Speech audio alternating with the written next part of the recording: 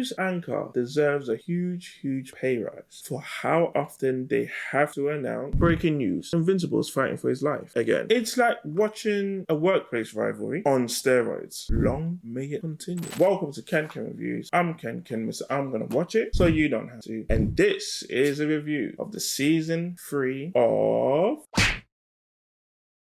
Invincible.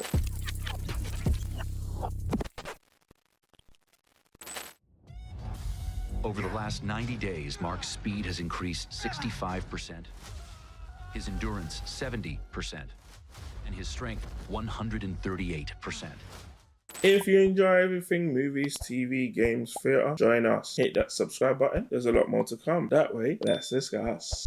Invincible Season 3. Where the heroes are traumatized, the villains are terrifying, and the news anchor deserves a huge pay rise for how often they have to announce breaking news. Invincible is fighting for his life again. This season takes us up a notch. More fights, more emotional gut punches, and more existential crises than Mark can handle. The internal chaos within the GDA reaches a boiling point. Mark's relationship with Cecil turns into an all-out chess match, and new threats emerge to shake up the multiverse, literally. And of course, big boy Conquest finally arrives to prove that Omni-Man wasn't the only Viltrumite who can ruin Mark's day. Peak! Steven Yeun returns and delivers as Mark, bringing depth to a character who is way more aggressive and hostile this season. He's not the same naive kid we met in season 1. He's got layers now, and he's mad at the world. And personally, rightfully so. Sandra Oh's Debbie remains an emotional anchor, and Gillian Jacobs' Eve finally gets a chance to flex her acting chart beyond superhero duty, especially in her strained family reunion arc.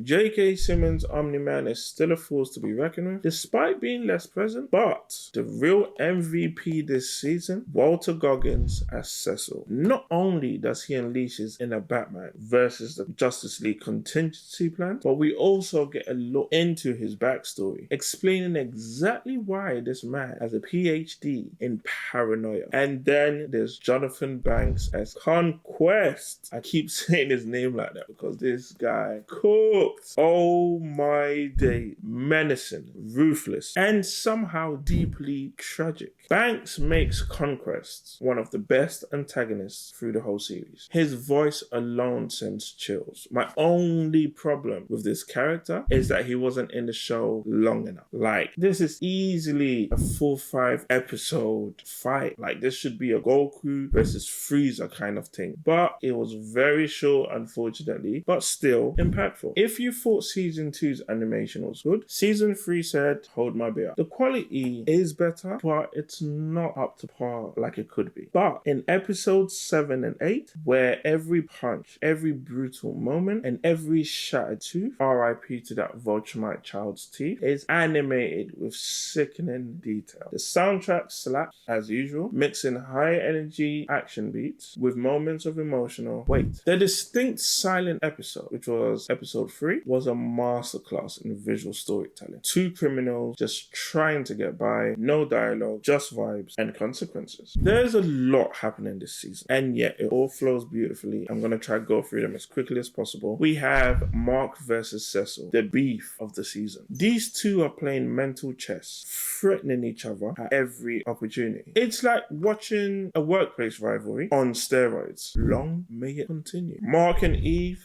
finally bring the romance. 3 seasons in, but we're here now. Love that for them. We have Oliver's superhero training arc. The boy is fully embracing his inner Damian Wayne, and it's fantastic. This boy is ready to kill. I think he's about 9 or 10 in the show. The guy's ready to kill. Cool down. We have Eve's attempt to repair her relationship with her parent. That whole thing for me is emotional damage alert. Just prepare yourself. The Guardians splitting up again. This team stays dysfunctional. Someone needs to get them a therapist. This is why Una have to respect Batman. Batman keeps the Justice League in check. You're in, you're out, you're like, he's HR over there. These lot need a HR because every minute they're splitting up. It don't make no sense. Powerplex's storyline. Peak storytelling. The emotional weight, the action. It was Chef's Kiss. And then there's episode 7, Absolute Chaos. Multiple Invincibles, clashing personalities, and some of the most insane fight sequences we've seen in the series. It was like the animators took a personal day off for the first half of the season just to go nuts here. And again, let's talk about Conquest. Not just a ruthless killer, but a lonely, broken warrior with a tragic past that he barely hints at. The depth he brings is incredible, and his final battle in the monstrous, bloody finale was nothing short of jaw-dropping brutality. Seriously, if you thought Invincible couldn't get more violent, this finale said bet. And finally,